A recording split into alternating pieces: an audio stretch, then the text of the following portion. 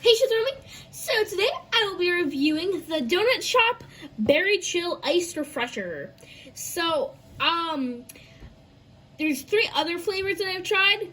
2 I thought were pretty good. The other one I didn't like, so I usually like blueberry and blue raspberry flavored things, which this is blueberry and raspberry. So I'm excited to try that. And it looks pretty and blue. So I hope it's good. Let's find out. So, here it is. It is very blue. Is it as blue as the picture? I'd say so, maybe even a bit more blue. So, I'm excited. Let's try it. Oh my! That's interesting. It tastes like raspberry, for sure. I'm not getting blueberry, though. I'm not getting blueberry. But I am tasting raspberry for sure. That is very raspberry. Definitely raspberry.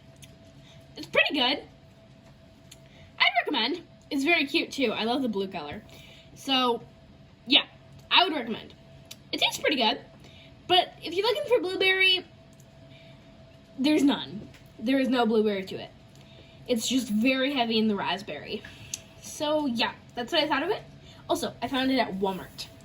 Don't forget to like and follow or subscribe. Go Shitstormy! Bye!